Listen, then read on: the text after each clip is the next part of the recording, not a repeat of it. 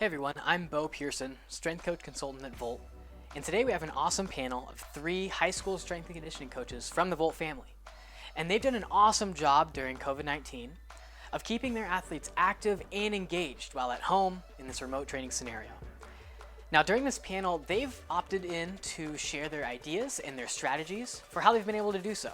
We're also going to talk through return to play, what that means from a weight room standpoint, and also what that means when it comes to coordinating with sport coaches to ensure that everybody can return to practices, classes, and competitions in a safe manner. Now, if you have any questions, please drop them in the comments below. We hope you enjoy this conversation with Coach Becky Nettie, Coach Andrew Terada, and Coach Virgil Campbell. If you're tuning in and watching this coach panel, today we have some high school strength coaches, all members of the Volt family. I'll go ahead and start some intros. Top left of my screen, Becky Nettie, strength and conditioning coordinator for Chippewa Falls High School in Chippewa Falls, Wisconsin. Also the head track coach, and she's been actually using Volt. Sorry, I got distracted by my cat in the background. She's been using Volt for about six years, I think, both with the sports teams and the PE classes at the school. So awesome to have her on. Bottom left, we've got Andrew Terada, head strength coach at LaPorte High School in LaPorte, Indiana. 8 years of high school strength and conditioning experience, CSCS, and Coach Virgil Campbell, the bottom right of my screen, Director of Strength Conditioning at St. John's School in Houston, Texas. 15 plus years in S&C, previous experience with the Texans, 49ers, Houston Comets, University of Houston, Texas Southern, San Jose State. So awesome. Thanks for joining in, you guys. I want to really get a chance to pick your brain and find out how you and your schools and your departments are navigating COVID-19 and supporting your athletes and your students. A lot of challenges that come with it, but I think all of us have been going through it now for about a month or more, at least. So as we approach the summer, want to really kind of think through how we're dealing with things now and how we're trying to get ahead of things as best we can. So I've got some pointed questions, and of course, anybody who wants to join in and give their insight or feedback, that'd be great. But I'm going to kind of start with my first question, and Virgil, I'll ask you to kind of start this out. Just high level, what are some things that your PE and athletic department has done really, really well to help your students, help your athletes and your coaches? Some of the things that our athletic department has done, our PE coordinator, Patricia Zuner, dealing with the K through 5, K through 6 kids they've gone ahead and they've sent out videos of different workouts, different things that they can do. They're leading the exercises. They're having them do these Tabata workouts. They're having them do whatever type of drills or thing that they have deemed necessary for them to do during the time, or to stick as close to the PE schedule as they can. Yeah. So be it. But they've done some really, really cool and interactive things with our K through 5. So it's been good. It's been really good. Nice. And then up in the kind of in the high school level, what are are there some like obvious challenges aside from just being remote? Are there some obvious challenges that you guys have really found creative solutions for? Yeah, I mean, actually, you know what? The usage of Volt has been extremely, extremely great for our kids. I think it's also given our kids an excuse to go ahead and purchase weight equipment with their parents. Oh yeah.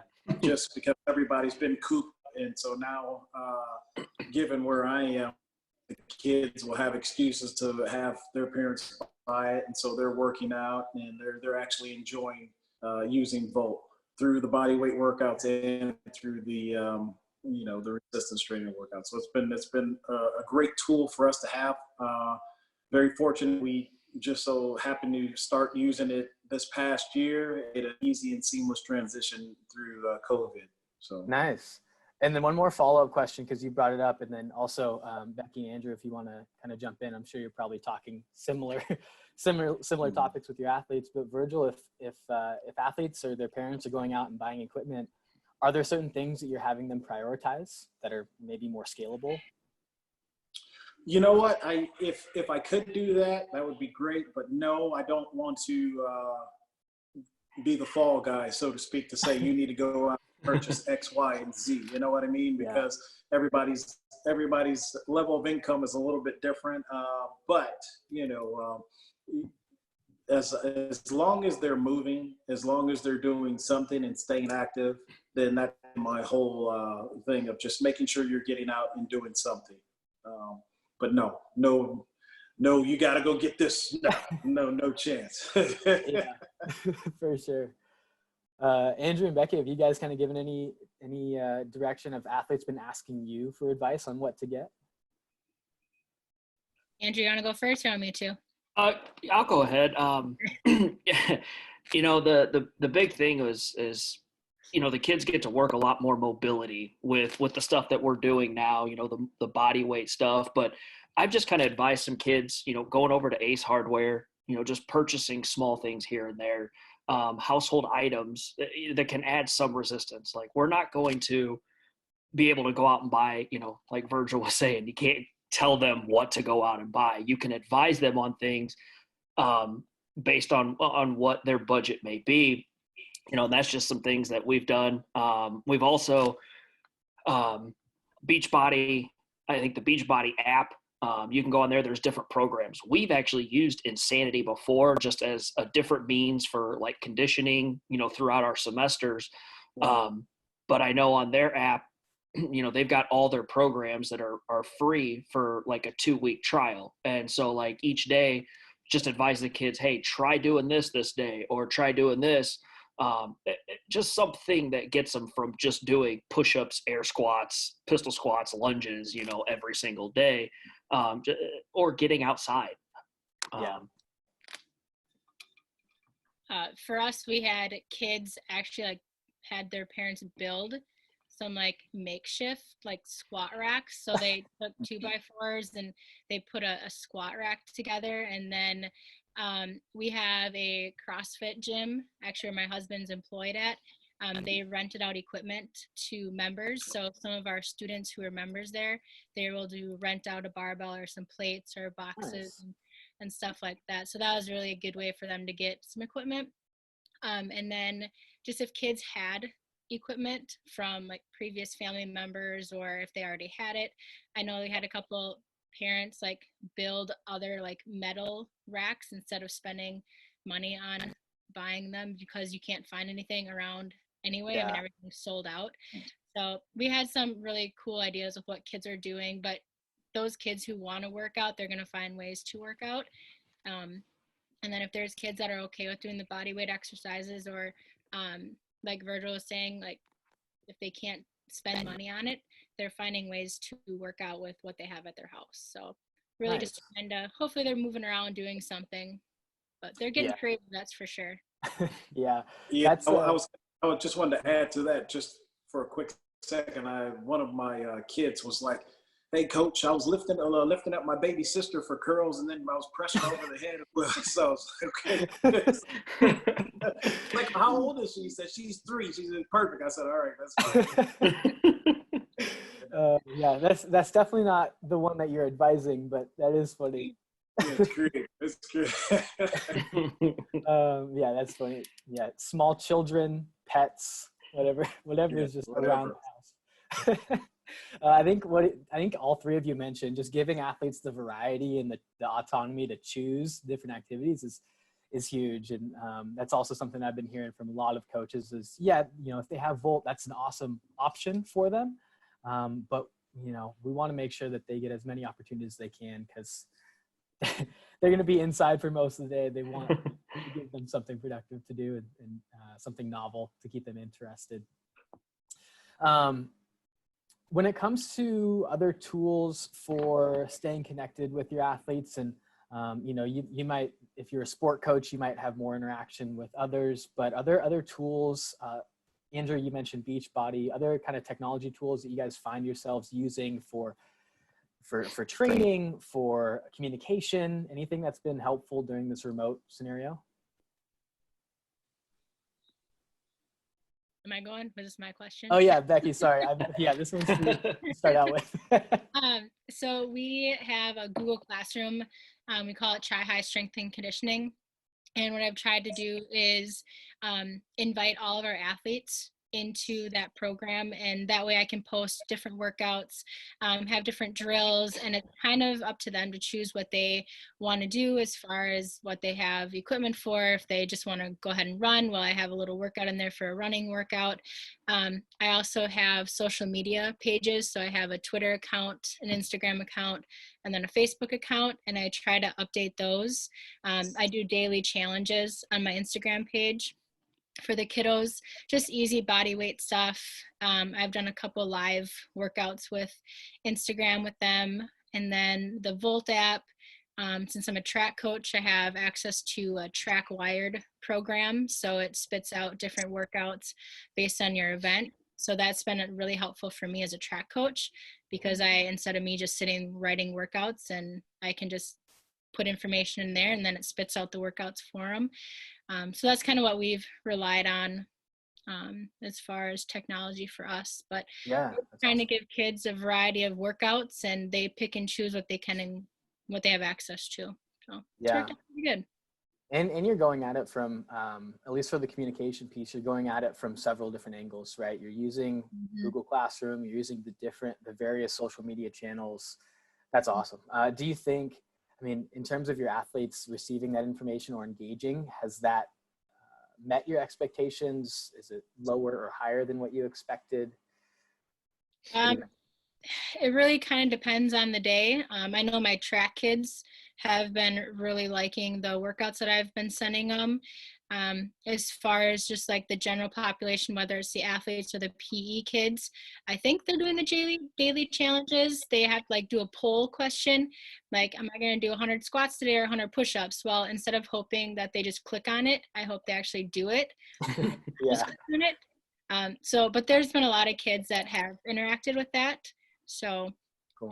I'm hoping that they're getting something out of it. Yeah, I'm sure they are. I've in talking with different coaches all over the country, especially, in some areas, school is mandatory. In some areas, it's volunteer, it's optional. So I think in a lot of the areas where things are more or less optional, the kind of benchmark that I've been hearing is if students are like, if you have about 30% participation or 30% or more participation in those optional scenarios, that's usually on the high end, just because, it's basically up to the kids to decide if they want to do it or not. Does that resonate with you guys? Does that sound similar? Or are you guys getting more participation than that?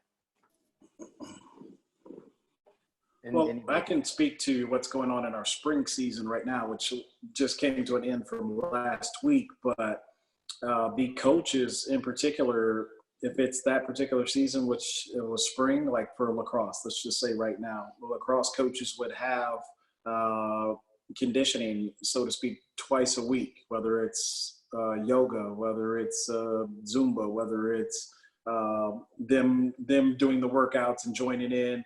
As long as they were doing something at least twice a week, but they were pretty much getting full participation from all the kids. And that's a way for the kids to still keep in contact with their friends and see them and still interact and have a bit of fun during, the times that we're inside. So it's been really, really good in terms of participation that way. Nice.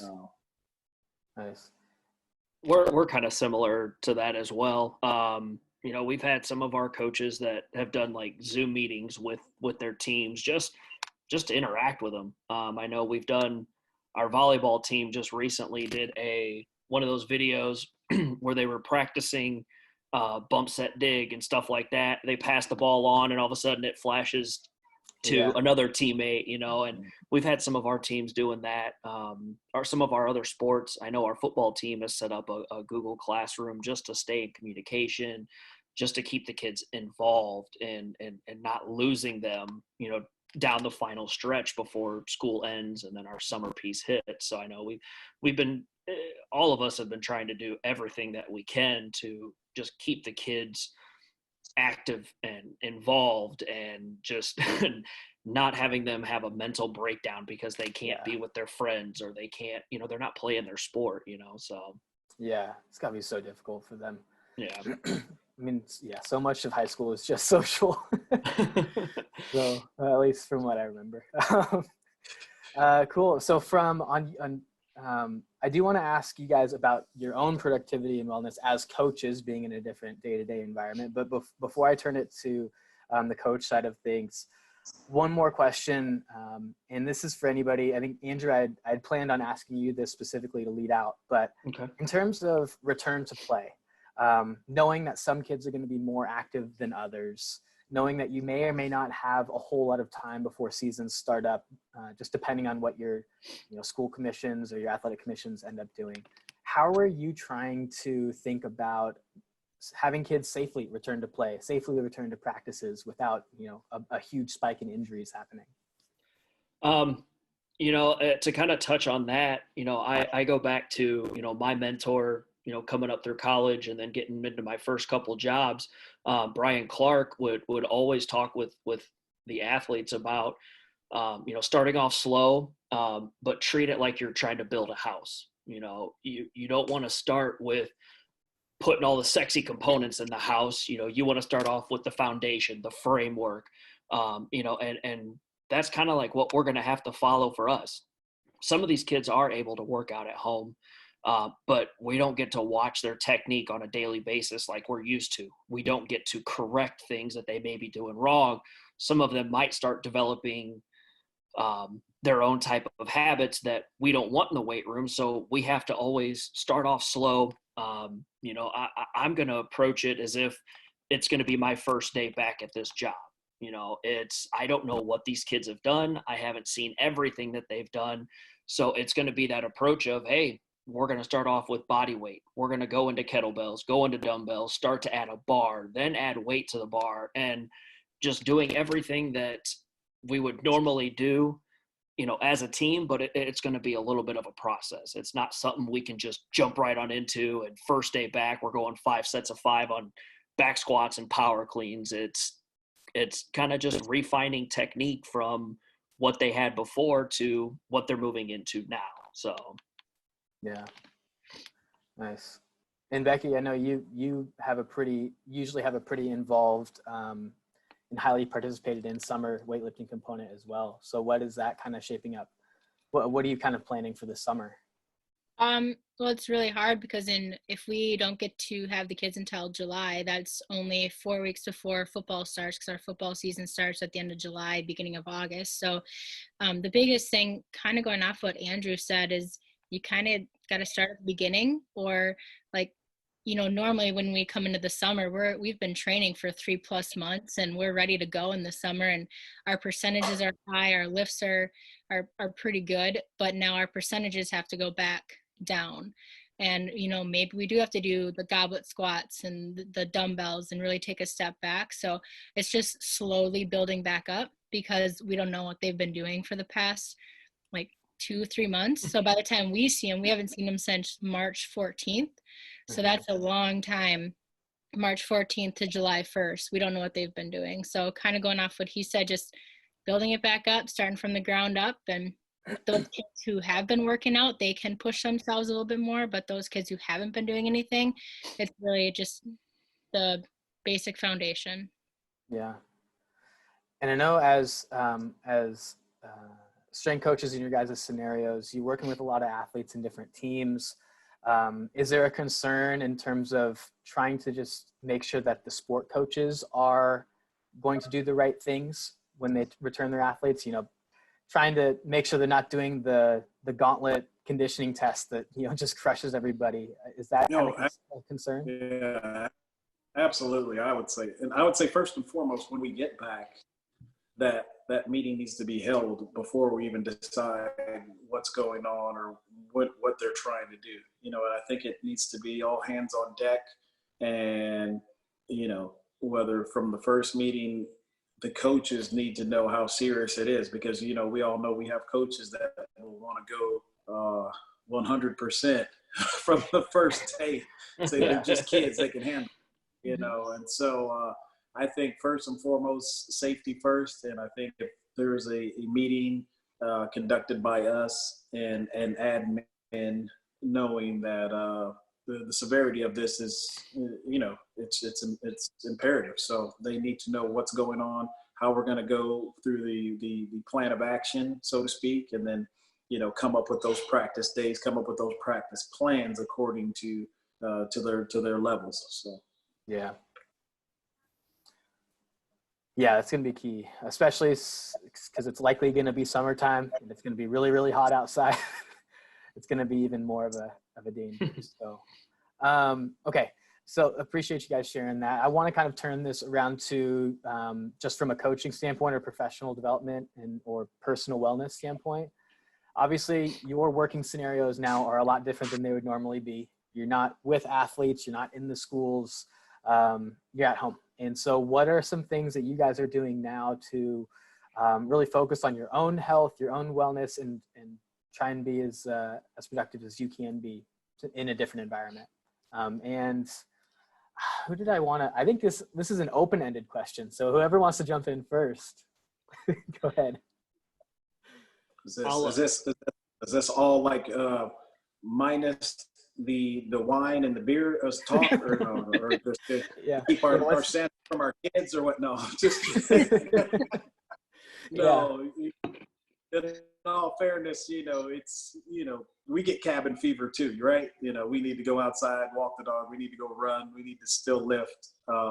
At least those are the things I'm trying to keep up with in terms of my sanity.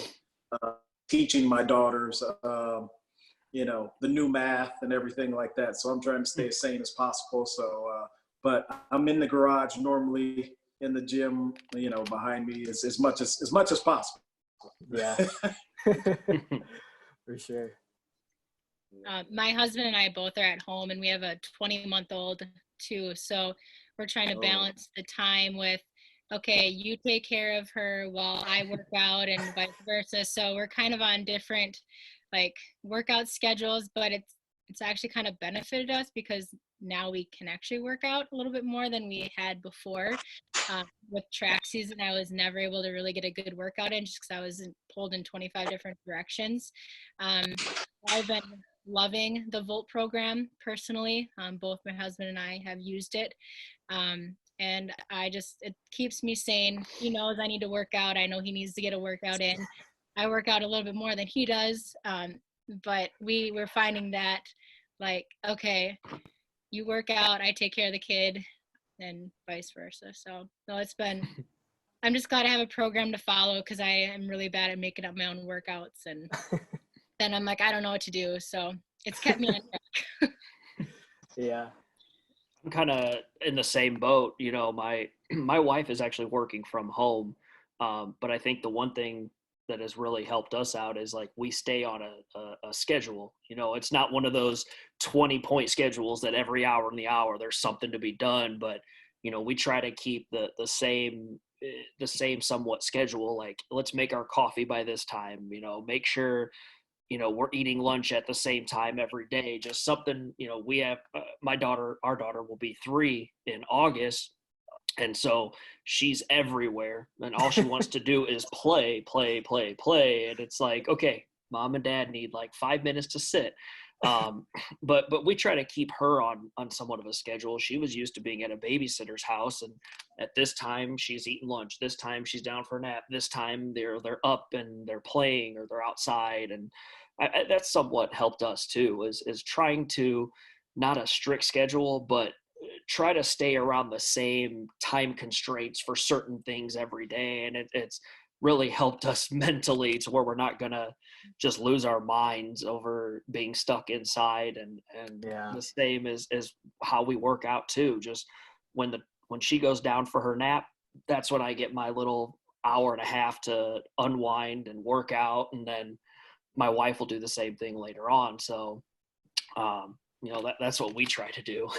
Yeah. Dinner seems to be that big checkpoint for me. Because if I'm not having dinner by a certain time, my computer just stays open. And so once it's time for dinner, it's shut the computer, and that's going to be the rest of my evening. But that's awesome. Yeah. It's, I think the structure is huge, right? That was one of the first things when we got into this kind of scenario, is making sure that we have a structure to work within and it's not just random. And I'm sure a lot of your athletes, especially on the athlete end, when they're used to everything being planned for them, that's probably another thing that a lot of our kids are struggling with too. But I've seen a lot of coaches or heard a lot of coaches kind of talk about how they're helping their athletes, the Google Classroom stuff, the planning the Zoom meetings, planning live workouts that they can join in with. Those are all things that can help out with creating that structure, I think. Okay, last question for the group. And this is a choose your own adventure. There's kind of two options for this question. Number one, you can, I'd love for you guys to share maybe just one piece of advice for other high school strength coaches who are watching that might be in a similar scenario to you, or book, podcast, movie, something that you've really enjoyed recently and that you would recommend. Let's start with you, Virgil. Let's go bottom up. Awesome. Word to wisdom. Make sure you're constantly learning and don't think you know it all. That's those two quotes I think can take you a long way in this profession. There's one more than a million ways to skin a cat, and what you write or what you swear by not necessarily going to be the only way. And just understand that there's different ways. You're constantly reading and educating yourself. I think you'll be all right. Awesome. Andrew.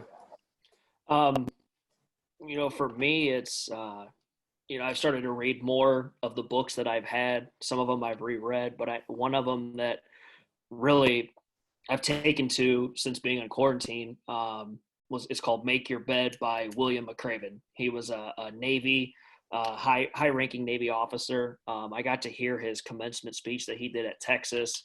The title of the book is Make Your Bed. And he just has different life lessons throughout the entire book. But the first chapter is about making your bed, which is, if you want to do great things in life, always start your day off by making your bed. If you can't do the simplest of tasks in the morning by just pulling your blankets up and making your bed, how do you expect to do things that are going to require more time or are going to be more mind challenging for you, And then I don't have a podcast. I don't think he has a podcast, but he probably should, is Lou Carella at Georgia Tech. I like to watch his videos on a daily basis. All the stuff that he shows, his athletes on what to do for their workouts, but, he always has his kids around him. One of his videos, he did a 10-minute, I think, straight walking lunge, and his little 1-year-old fell asleep in the little carrier behind him while doing it. But he always has his workouts, but he also has just little things here and there, like motivational things that can help the players, the coaches, just everybody keep a mindset about things. And, I those are two things that I've really taken to during this quarantine. Awesome. Becky, go ahead. Since our last conversation with making your bed, I always make my bed in the morning now. I know. I'm thinking like, do I need to go to my bedroom right now or what? Bed in the morning. So that stuck with me last time. But just doing those simple things. And I always try to check in with my athletes too, and just with people who I have in class. So whether sending them an email, just checking on them, see how they're doing. If I can just reach out to them some way, shape, or form. I've been trying to do that a lot more lately. So just checking on the students. We're coming down to crunch time with school, so just want to make sure they're doing okay and not getting too stressed. I know we have AP testing coming up, so a lot of kids are studying for that and getting ready for that. But just checking in on the kids, making sure they're okay. Yeah. That's super important. Making sure the kids are okay, thinking of them as obviously as people before thinking of them as athletes, making sure that there's so much that goes along with this scenario outside of just sport and exercise. And I think especially if you've built up those relationships with your athletes, you can definitely be an impactful point of contact, really. I don't know if that's too formal of a term, but just making yourself available is such an important thing. Awesome, you guys. Thank you so much for sharing, for everything that you've shared during this call, and for generally being awesome for me to work with. If you guys have, if anybody watching this has questions for us, has questions for these coaches specifically, just email into info@voltathletics.com, and that'll eventually make its way to me. we can figure out any of those questions you have, or if you're watching this on YouTube or on any social media channel, but drop your stuff in the comments. Coaches, Becky, Andrew, Virgil, thank you so much. Hope you guys stay safe. Look forward to talking with you again soon. And yeah, take care. We'll see you later.